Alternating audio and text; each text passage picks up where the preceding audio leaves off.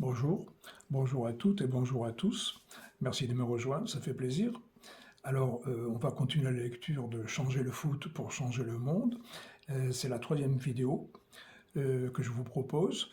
La précédente se terminait par juste un tout petit paragraphe qui disait, par exemple, comment donc se fait-il que le football soit le sport le plus pratiqué au monde? Simple hasard? Peut-être, mais ne dit-on pas que le hasard n'existe pas? Certains disent même que le hasard, c'est quand Dieu veut rester anonyme.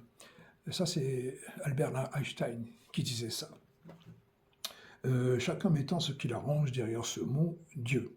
Alors on continue et on terminera le chapitre 1.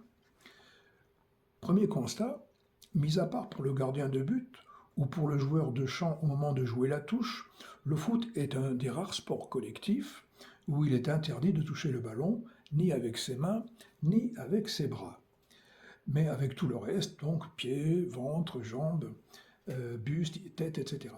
Reconnaissons que dès le départ, il y a là quelque chose de pas très naturel.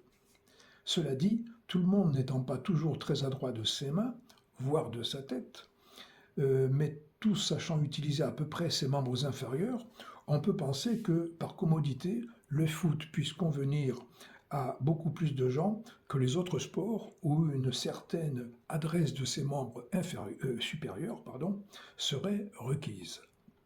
Par ailleurs, et c'est vrai pour la quasi-totalité des espèces terrestres pourvues de mains, en plus de savoir les utiliser pour, entre autres, se nourrir et grimper aux arbres, certaines ayant même des queues et des pieds préhensiles, la priorité pour elles, c'est surtout d'être capable, et le plus vite possible, de se dresser sur ses jambes et donc sur ses pieds, ne serait-ce que pour échapper aux prédateurs.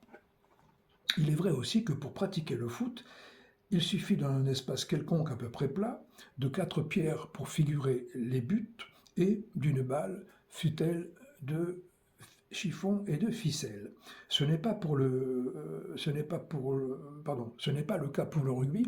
Alors le rugby, on y reviendra un petit peu plus loin et on fera la comparaison intéressante. Vous verrez entre le comportement des rugbyman et le comportement des footballeurs. Il y a des explications, on verra ça.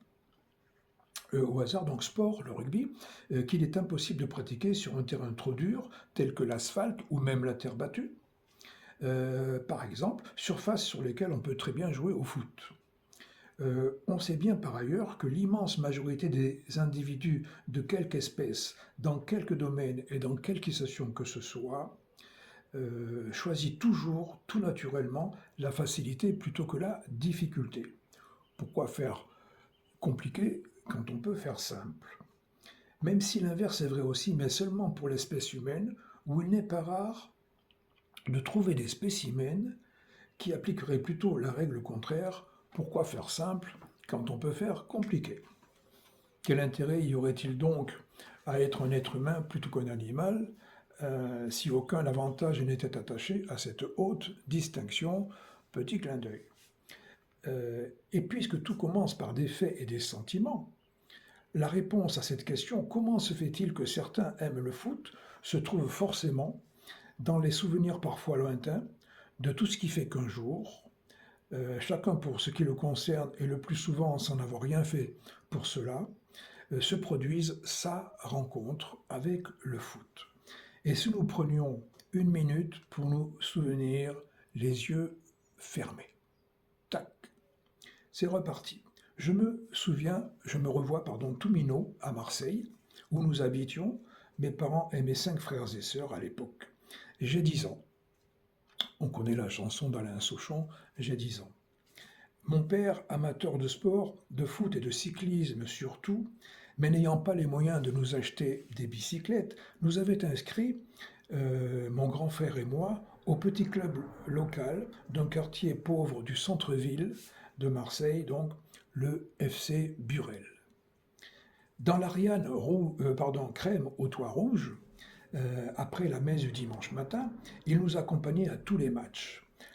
J'entends encore aujourd'hui, 60 ans plus tard, les encouragements avec nos prénoms dedans qu'il nous lançait du bord du terrain et qui couvraient les instructions de notre entraîneur, un type tout maigre et tout petit, dont la poche droite de son grand manteau noir était toujours alourdie d'une bouteille de vin rouge, vide à la fin du match.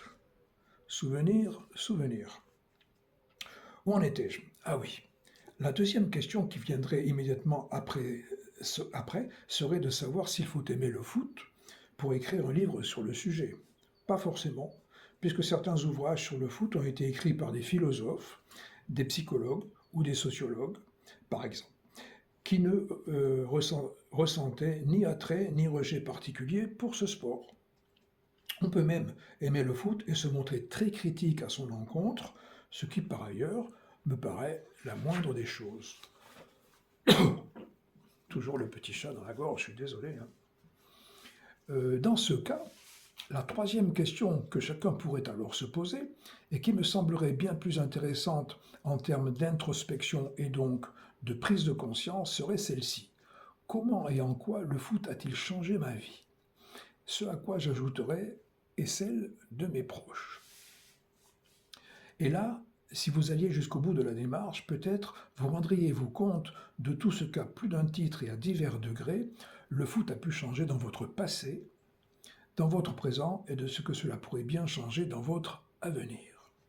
En fait, l'interrogation générique qui regrouperait toutes les questions qu'on pourrait se poser sur le foot, comme sur tout autre sujet d'ailleurs, ne serait-elle pas de savoir si une opinion, une conviction ou une certitude, même argumentée, serait seulement recevable si dans sa réflexion, celui qui l'exprime n'a jamais tenu compte du fonctionnement de l'être humain et de sa nature profonde. Nous allons peut-être trouver la réponse ensemble. Dans ce qui suit, quand le nom des auteurs des différentes citations ne sera pas mentionné, c'est qu'elles seront de votre humble serviteur, pour ne pas dire de moi. Ce mot pourrait donner à penser que j'en serais fier, ce qui n'est pas certain, mais qui n'est jamais à exclure totalement en raison de la présence permanente en nous, mais secrète, du sournois sur moi. Pas facile à dire, hein. Comment on dit? Le surmoi, le sournois sur moi. Bon, pas facile. Nous y reviendrons. Les citations en question sont tirées de mes livres précédents. Voilà, le premier chapitre est clos. On attaquera le deuxième la prochaine fois, qui s'appelle « Quand le foot va, tout va ». Un peu comme on le dit pour le bâtiment. Hein. Quand le bâtiment va, tout va. On verra si c'est vrai aussi pour le foot. Pas certain. Bon, alors écoutez, c'est sympa de m'avoir écouté jusque-là. La vidéo est un petit peu plus longue que la deuxième. Mais rassurez-vous, la prochaine sera à peu près de la même dimension, toujours moins de 10 minutes. Merci de m'avoir écouté et à la prochaine fois. D'ici là, portez-vous bien et donc à très bientôt. Ciao.